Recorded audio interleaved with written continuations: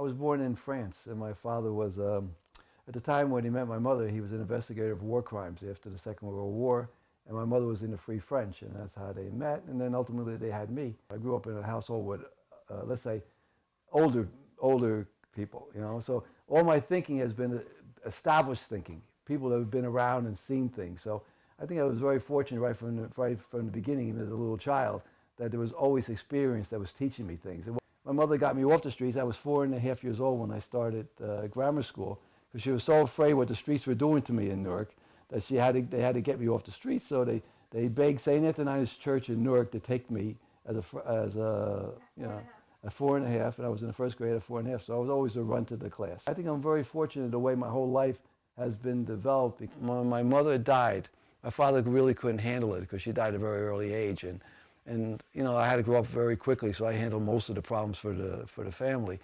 And when they were burying my mother, I never gave her eulogy. And you're looking at a person who's given a lot of eulogies, because being mayor of a town and everything else, a lot of people asked that I would give their eulogies, and I gave many of them.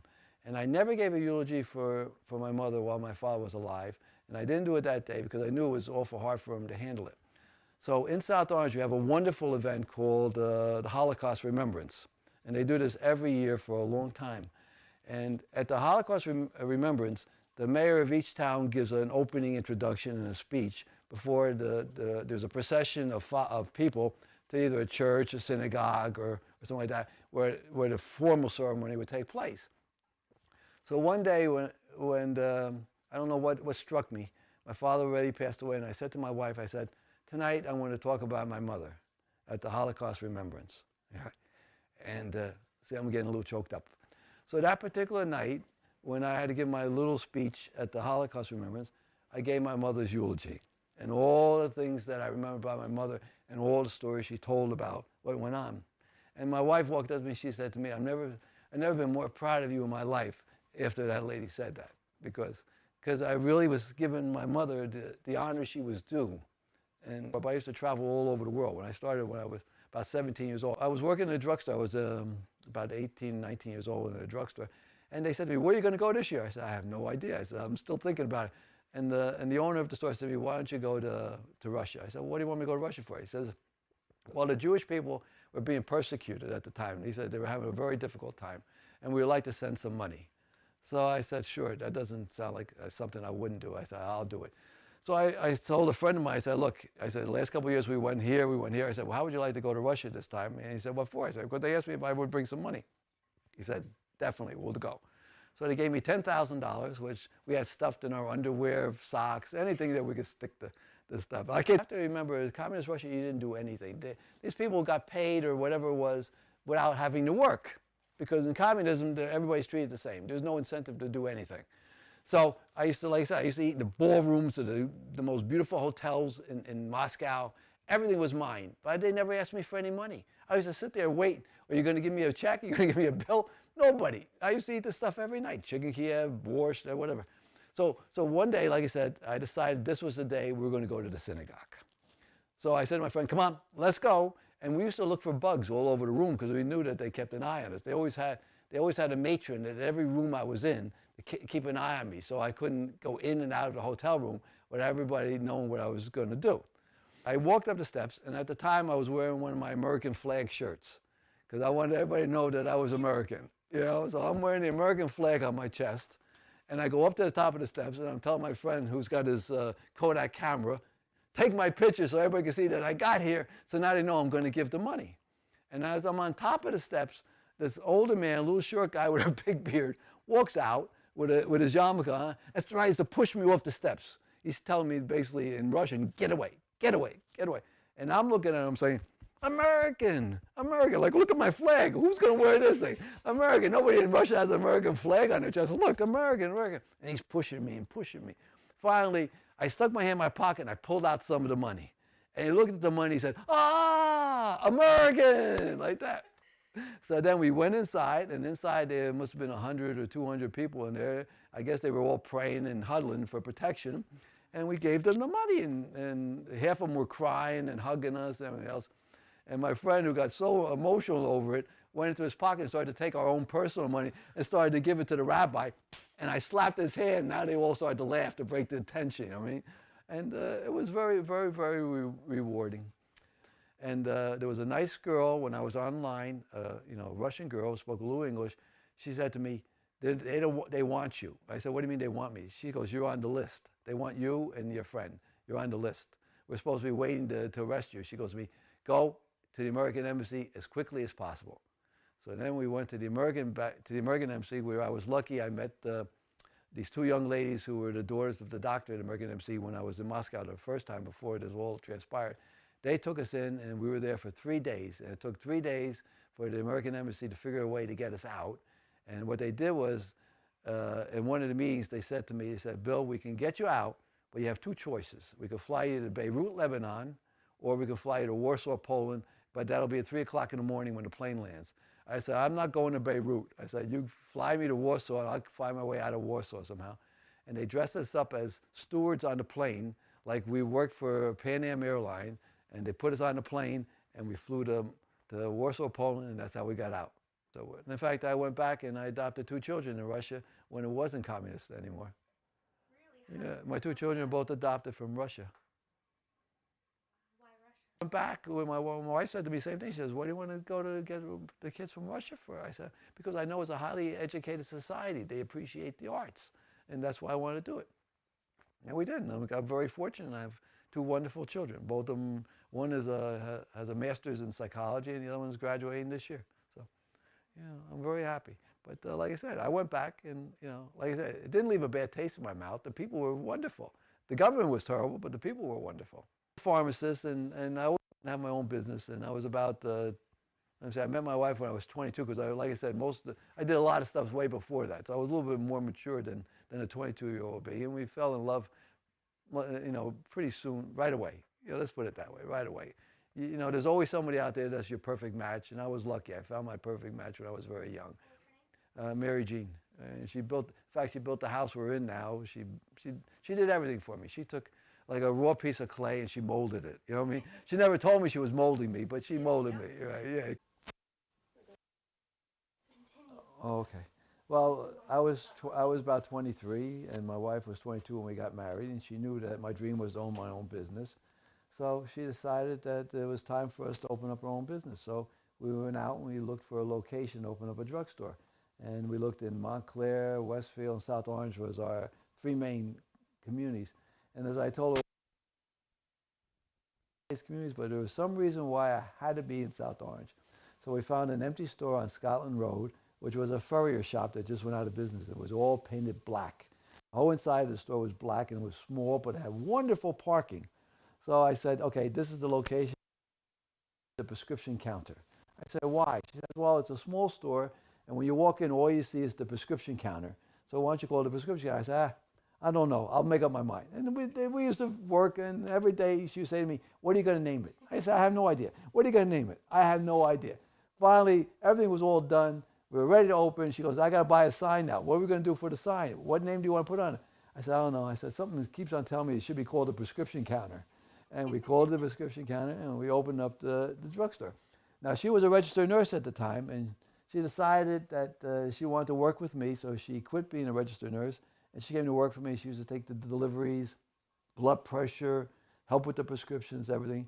And we started basically with an empty store with no money, and we worked our way through struggling with hamburgers and whatever for 2 years, and became fairly successful. And the rest is history for South Orange, because we had a nice store, and there was a time that I could go to any street in South Orange. I could have got a free meal because there was always a customer on every street in South Orange. And it was very nice. And ultimately, my wife became a registered pharmacist herself because she liked the business so much. And so she was a registered pharmacist and registered nurse. So while this was all going on, there was a period of time where we were trying to have children. And my wife kept on having miscarriages, which we never knew why she kept on having, but she kept on having all these miscarriages. And one time she had a particularly bad miscarriage, and she was very depressed over it. And at the same time, there was the former mayor of South Orange, village president. His name was Bert Spiota. And he came into the drugstore just about this time, and he said to me, Bill, he says, I'm running for re-election as the village president, And there's a big controversy in town. He wanted to build a senior citizen building, the one that's close to Seton Hall, 219 South Orange Avenue by the park. And the opposition was horrendous. People did not want this building built because they thought it would only bring in derelicts and low-end people into South Orange, and they didn't want that to happen. They were very upset with Bert. And Bert said to me, Bill, please, I need somebody to run with me as a trustee, so maybe you could help bring some votes so I could get elected and we can get this building built. So I asked my wife, and she thought it would be a great opportunity for us to move on, you know, to get over, like I said, the last miscarriage. And I said, okay, let's do it. And I got into the campaign, and it was a horrible campaign. They couldn't even have the regular meetings over the building in the village hall because of the fact that the people were so vehement against building that building. They used to call me every name in the book. I used to get flat tires, everything. And the election took place, and Mr. Spiotta lost the election. Everybody lost because the people didn't want that building built. Why were they so opposed to it? I didn't understand it. And in fact, on election night, they told me I lost too, and I should go home. I went home. I was home for about a half hour, and I got a phone call. Bill, come back. You're the highest vote getter in the town. You know, you won, but everybody else on the ticket lost. And I came back, and because I won that election, I was always the deciding vote to get the building built. And no matter how much they hated me and how much business that I lost in the drugstore, no matter what, I was voting for that building. And the building ultimately became built. And as you see, it's a credit to South Orange, that building on 219 South Orange. And when he passed away, I named a park for him in South Orange, you know, the little park. That's why it's called Spiotta Park, because in his honor, because if he didn't get me to run on that ticket, they would never had that senior building. So the town owed him a lot, because that's what he really wanted to build, that senior building. Always a leader type, you know what I mean? And can I tell you a quick story? I know you don't have a lot of time to put this all on tape, but I was running for village president, and the fellow I was running against was a very highly intelligent man, very nice, a lot of charisma, young fella, younger than me. And actually, he was on my ticket, and he decided he wanted to run against me.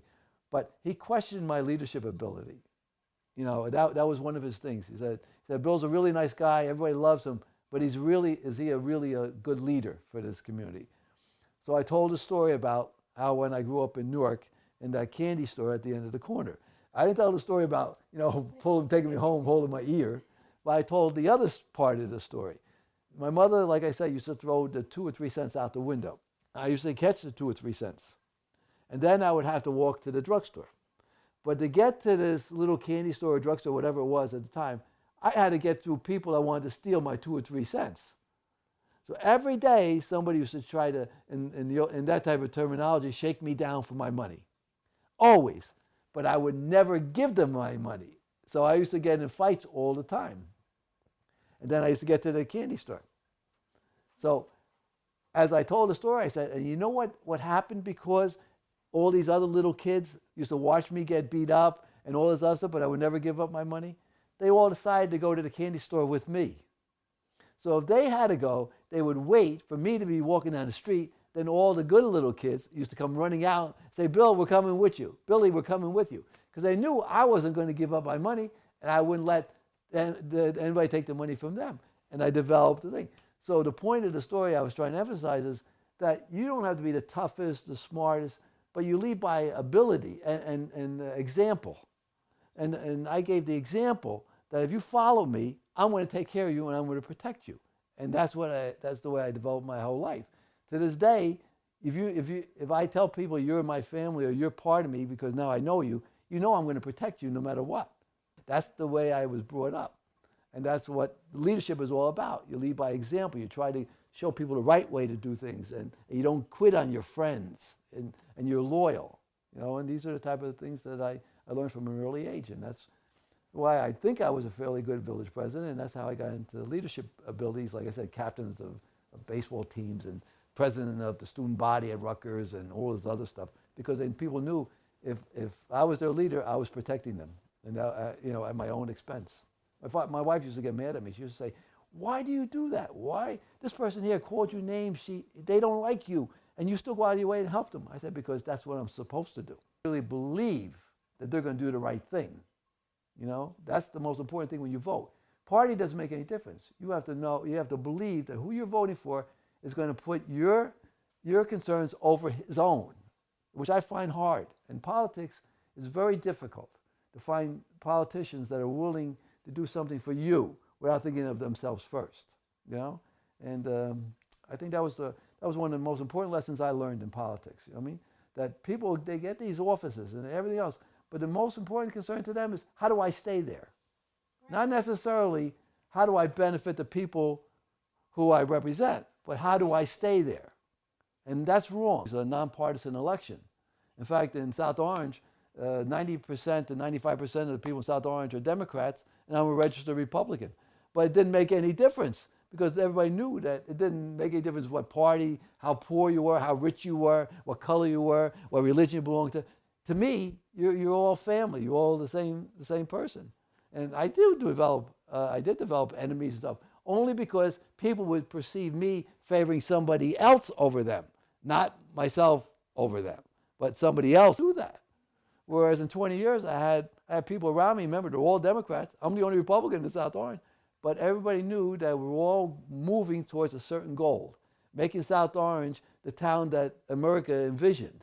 You know, a place where all people, all religions, all creeds succeed in this community. And that was my goal. I used to give that speech, I don't know, thousands of times. But that's why I looked at South Orange. We were going to be an example for the rest of the world, rest of the country, that this is what America is all about. And to some extent, we got there. Because, you know, everybody says, look at the community you got. You have, you know, you're open to everything. And that's the way we were. That's what I wanted. Everybody should be respected for who and what they are and make it work. My view was I wanted to create a community that we could all be proud of. And part of that is making an integrated community. Not only integrated with race, but integrated with everything. Respect all religion. That God, if you believe in God and all this other stuff, and I certainly believe, put me in this spot at this time in history. Because he needed somebody like me, the Pied Piper, to put all this together and create something special. And I really believe that. And all the people around me, like I said, most of them, politically, they would never agree with me, but they all were my friends and all worked with me to accomplish what we were trying to do in South Orange. Like Mr. Rosen, I was mentioning before, Alan Rosen, he might give me a 2-minute argument, but then he said to me, Bill, well, what do you want me to do? Because he knew that my direction was what was right for everybody. He knew I wasn't worrying about myself. That if I say this is what we have to do, this is what we have to do to make it work. I'll tell you another. I knew this was a godsend for what I needed to do, to integrate South Orange the right way. Not to have border, you know, one block would be a border, and then 2 years later another block, and you know. Yeah, if you're going to integrate, you want to make it work, you integrate the whole community. And that's what they were talking about. And the way most communities are, I don't want to say, let's say go bad, is because they always try to segregate.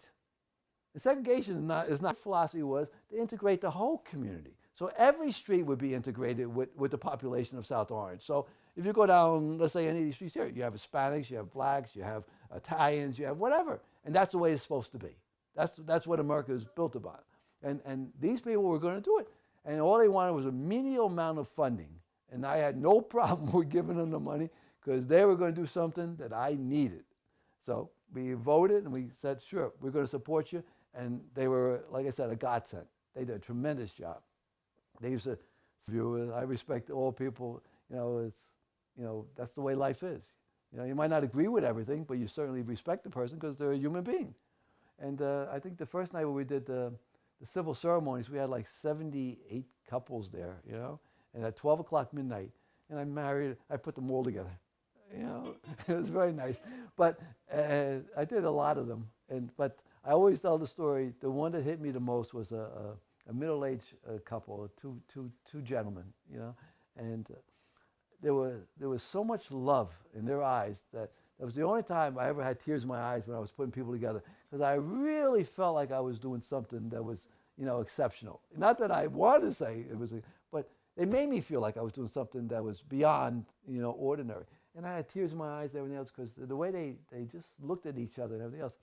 And the funny part of that story too is I went to an affair not too long after we did all this stuff. and Governor Cuomo, the father, Mario, was the speaker there, and as he was giving a speech, and there must have been about five or 600 people there, I guess, something like that. As he was giving a speech, he stopped in the middle of the speech, and he said, "We have an honored guest," and he introduced me to the crowd, and because of doing the ceremonies, and I never, in my mind, the ovation was so overwhelming. You know what I mean? It's like you didn't know where to hide, because like I said, all I was doing was doing what was right. As far as I was concerned, I was just doing what I was expected to do. And these people, they treated me like I was a king with the applause that I got. You know, and it was Mr. Cuomo, Mario, and he didn't have to do it. You know what I mean? Because he was the main speaker. He gave it, and it was. How'd you stay so? I buried my wife on Monday, and on Wednesday we had a meeting because all the bids were coming in on the Art Center. So I went to the meeting, and like I said, I was still a little bit out there because I just buried my wife, and everything came in too expensive. We couldn't afford to build the Art Center. After all the years that we put into it, it was just too expensive, and I couldn't build the theater that we wanted to build. So everybody was at the table, and like always, they were all looking at me. What am I going to say? Because I'm the driving force. So if I say forget it, it's gone. If I say, because nobody else was going to say, let's continue doing it. So I looked at everybody and I said, okay, let's start all over again. And they looked at me, well, what do you mean we're going to start all over again? I said, well, is there a way we can do this? And I had a volunteer at the table who ultimately became the architect of the building. He said to me, Bill, my company could do a design build. Now, he was a volunteer. He was part of the committee to get this built. Cum gratis, like everybody in this town. This was a wonderful town. Like I said, people came out of the woodwork to help me. And I said, well, tell me what it's going to cost. Give me an idea. And from that day on, we started to design, build the theater. We took all the good elements from the theater that we wanted to build. We combined it. And we ended up building the theater in a very short period of time. And it got built. And like I said, it was all volunteers that helped me during the whole process. And there was one gentleman in particular, and I always like to mention his name, Dave Bresson. And Dave Bresson was a very abrasive gentleman. People couldn't talk to him because he always had to have his way. The only person he would ever listen to was me because he needed me because he knew I had the power. So if I said to him, Dave, could you do this for me? He would give me like a 5-minute argument. Then he says, okay, I'll do it because he knows that's what had to get done. And he was on the job every day at the Art Center. He was like my construction manager. He never got paid.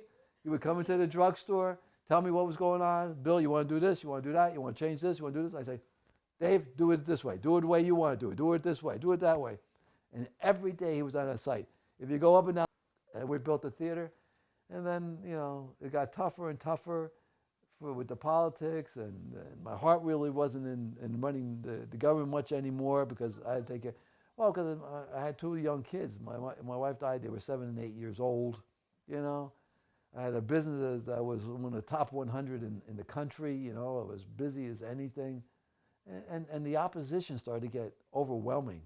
We were bringing in a lot of new young families.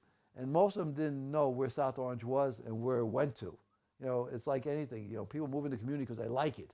But they don't realize what it took to get to that type of environment.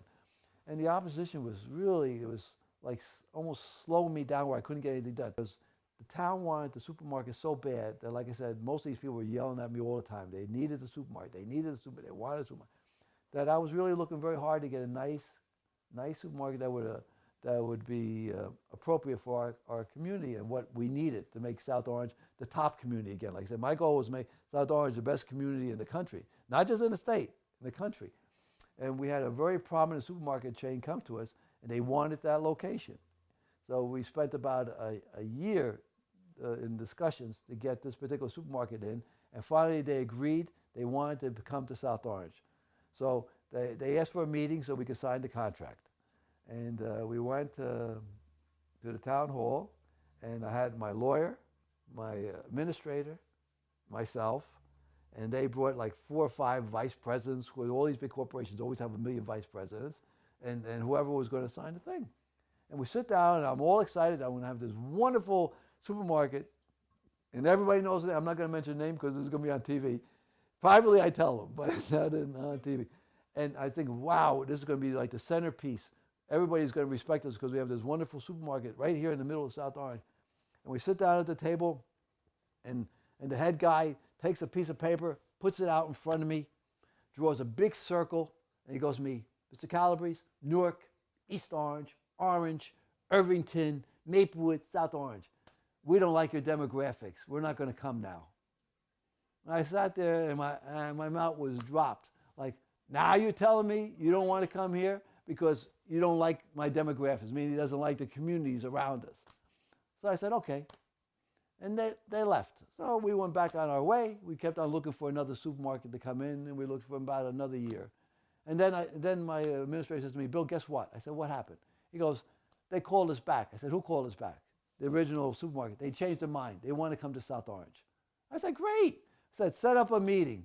Let's talk to them. Maybe we'll get something worked out. They come. They sit all around the table, all their vice presidents, me, my secretary, my administrator, and our lawyer for the town. I said, Ed, give me a piece of paper. Ed Matthews was the attorney at the time. I said, Ed, give me a piece of paper. He gives me a paper. I put it on the table. I said, I drew a big circle. I said, Newark, East Orange, like this, just like he did to me. I said, I don't want your company in my town, just like that. Just like I said, I don't want your company in my town. The meeting is over. And we walked away because they didn't respect South Orange. They knew they could make money here, but they did not respect the community and the people they had to deal with. And the Toys R Us, they have all the toys in the world and they want another toy because, there was no satisfying. You know what I mean? How much more could you want? You had a South Orange area narrowed. You had a beautiful theater. You had Seton Hall University became a resident university rather than a community college. All this changed. We changed the whole face of South Orange. But the supermarket became the most important thing, And ultimately we got lucky and we got a nice developer brought us the supermarket, and which was Eden Gourmet at the time, and the beautiful apartment house. And in fact, the apartment house was supposed to be 180 units, and that took a whole year because I wouldn't let them build 180 units. I said, it's not appropriate for South Orange. And then they would say, oh, we're taking the supermarket away. I said, take the supermarket away. You're not getting 180 units. So they ultimately built, I think there's 70 or 80 there now, something like that. Much reduced. And the building's much more appropriate for South Orange. I lost that last election because the town turned over on me. It was like 60% different. From one election to the other election, 60% of the voting population changed in South Orange because I brought all these families in. All these new families moved in. And like I said, they were accustomed to this was South Orange. They had no idea what it was like 10 to 15 years prior, where you couldn't even come out of your house at night walking up South Orange Avenue because you'd get mugged. Stores were, my friend tells the story and nobody even believes it, that there were stores that got robbed 4 or 5 times a year because, there was bad. I closed down streets. You go by Seton Hall, you see the barricades on the streets, you see the gates. That was all part of the isolating us from the criminal. Because if you can't get out of a community, you don't commit a crime there. So I try to cut all the access roads down. So if you're going to commit a crime in South Orange, you had to either use the main arteries, and that's why we can catch you.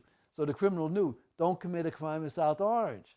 In fact, all the police directors we had and the chiefs, they all knew my philosophy was go after a couple of them, catch them. Because the idea was, if you catch somebody and they can't get out, why commit a crime in South Orange? Go someplace else where it's easier. And we went from 1,300 cars stolen a year to like 28 when I left office. Because this was a community where people would just come in and take a car and go home. It was a completely different world. That's like I said, South Orange you see today is not South Orange in the early 90s. And before you go, I'm going to show you. The New York Times was making fun of me. They said I couldn't save South Orange. They said once the community is gone, you can never bring it back. I never got an apology from the New York Times. I was on the front page. I went out in town was horrible. Remember I told you, everybody was trying to get out. If you couldn't get out, it was because you couldn't sell your house. It had nothing to do with it because nobody would sell their house because the prices were low. Nobody wanted to come into this town. No, they couldn't find buyers. So you had to build up the morale of the community, make people proud. And that's why they all were on the bandwagon to help, because they all felt proud, like they were all part of it. I made everybody feel like they were part of the salvation of South Orange. That's why we had so many volunteers. All I had to do is say, we need to do this. Boom, we had volunteers. We need to do that. Boom, we had volunteers. like I said, the theater was all volunteers. I had 15, 20 people that were all experts in their field helping me design this thing. My brother worked for the Schubert Theater Gold to make South Orange great. You know? So it was a wonderful time. You know, nobody even knows. If you were part of it, you knew what it was like. But it was a wonderful time to be a human being in South Orange. Back to work because my main goal was to take care of my kids, you know, because, you know, they were entering high school by this time. And I was afraid, you know, my wife would come out of the grave and choke me to death. No matter how much money you got, whatever you do in life, if you lose your kids, it's not good. So I decided to stay home, so I became Mr. Mom. And I used to drive my daughter to one school, my son to another school, go pick her up in the afternoon, bring him back. Where are you at 10 o'clock at night or 9 o'clock at night? You know, just tell me where you are, you know, that type of thing. You know, I became Mr. Mom. So I would always be here. So they would always find me. They always know there was stability, you know, because I was the only one, didn't have a mother. So, and like I said, I have no regrets. You know, that was the right thing to do, and I did what I had to do. So, like I said, I think God plays a big role in it because, like I said, I never anticipated ever losing an election.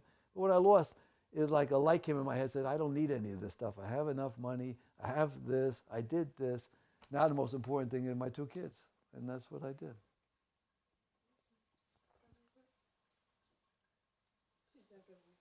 B'nai B'rith was very nice because that came with the construction of the senior citizen building on Vos Avenue. You know which one on Vos Avenue? Because that was another hard one to get accomplished. And during the course of the 20 years or so, I used to get a lot of things people used to give to me, you know what I mean? And I don't keep too many of them around because, you know, to me, it's only things that I should have did. But I always loved this little thing that they gave me from the B'nai B'rith, and it says, good people do good things. And to me, that was a perfect expression of the way I like to live my life. You know, just try to do the right thing for most people, and you're rewarded. So good people do good things. And he wanted to be, you know, on that same train. And you can see what happened at Seton Hall, right? Like it was a sleepy commuter college for up until I guess into the late 80s, you know. And now it's a main residential college campus, right? It changed tremendously. In fact, I dedicated the library, the Jubilee building, you know, because if I didn't give the approvals on all those things, they would never got built. But in my mind, I needed it. Seton Hall was a wonderful asset for the community. Whatever made Seton Hall better made me better in South Orange. So it was a real partnership. That's one of the reasons why we built the theater.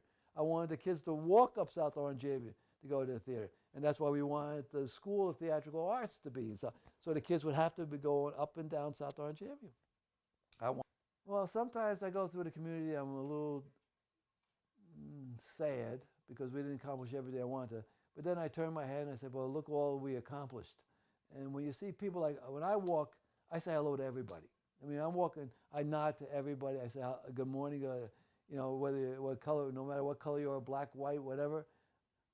Good morning, good morning, good morning. And that's the community I always wanted. I always used to give that speech. I used to say, someday you'll be walking the streets of South Orange and everybody will be your neighbor and you'll say hello to them. And that's the community that I want. This question, the date South Orange was established as South Orange. But I was told right in the beginning that South Orange became South Orange on March 25th, 1869. Now, I was born on March 25th. Oh, wait. Right. The reason why I didn't have to choose here. I liked Westfield. I liked Montclair. But for some reason, I was driven. I had to be in South Orange. Right. And he put all these people around me at the same time. They didn't have to be here. If they weren't here, nothing would have got done either. But he put all these wonderful people in this community at the same time. And they all contributed. They all made South Orange what it is today. People who were my enemies at one time became my best friends. All because we all had the same goal in mind. Make South Orange special. So that's why I look at it. I think South Orange is a very special community. I mean, wherever I go, I tell people I'm from South Orange, and I always have to smile on my face like, you know what South Orange is like. It's not like where you live. This is special, this town, right?